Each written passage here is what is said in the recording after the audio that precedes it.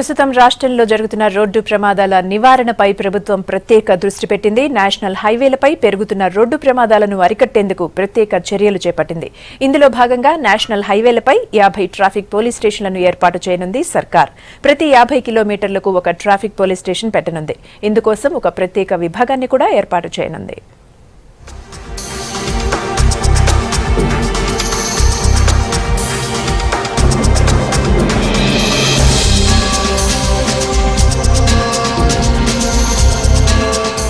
రాష్ట్రంలోని national హైవేలపై road ప్రమాదాల నివారణకు ప్రభుత్వం ఫోకస్ చేసింది. రోజు రోజుకు పెరుగుతున్న యాక్సిడెంట్లను అరికట్టేందుకు ప్రత్యేక చర్యలు చేపడుతోంది.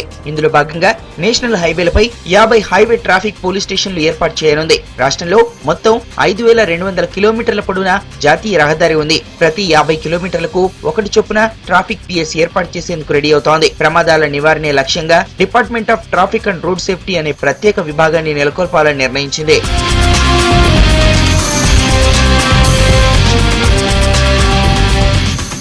ఏటా వందల సంఖ్యలో రోడ్డు ప్రమాదాలు, భారీ సంఖ్యలో ప్రాణ నష్టం జరుగుతున్న తీరుపై ప్రభుత్వం ఆందోళన చెందుతోంది. ప్రమాదాల నివారణకు సమగ్ర చర్యలు చేపట్టాలని, ప్రణాళికాబద్ధంగా ముందుకు సాగాలని భావిస్తోంది. రవాణా, ట్రాఫిక్ పోలీస్, R&B డిపార్ట్మెంట్స్ కలిసి వ్యవహరించాలని సూచించింది. ఈ శాఖలతో రోడ్డు సేఫ్టీ కమిటీని ఏర్పాటు చేసింది. కమిటీకి చైర్మన్ సీఎం కేసీఆర్ కాగా రవాణా, R&B, ట్రాఫిక్ పోలీస్ డిపార్ట్మెంట్ల అధికారులు సభ్యులుగా కొనసాగుతున్నారు.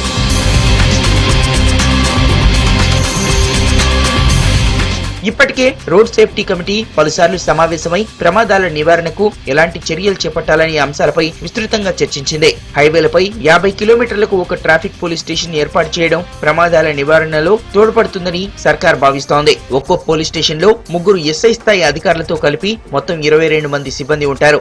3 షిఫ్ట్లుగా 24 గంటల పాటు రోడ్లపై గస్తీ తిరుగుతారు. ఒక్కో పోలీస్ స్టేషన్ కు ఒక ఇంటర్సెప్టర్ వాహనం, 3 2 వీలర్ వెహికల్స్, క్రేన్, అంబులెన్స్ ఇవ్వాలని ప్రభుత్వం నిర్ణయించింది. మరోవైపు హైదరాబాద్ లో ట్రాఫిక్ రూల్స్ పాటించని వాహనదారులపై RTA చర్యలు చేపడుతోంది. ఇప్పటికే ట్రాఫిక్ రూల్స్ ఉల్లంఘించిన 2500 మంది వాహనదారుల లైసెన్సులను రద్దు చేయాలని RTAను ట్రాఫిక్ పోలీసులు కోరారు. దీనిపై RTA అధికారులు వాహనదారులకు నోటీసులు జారీ చేసేందుకు రెడీ అవుతున్నారు.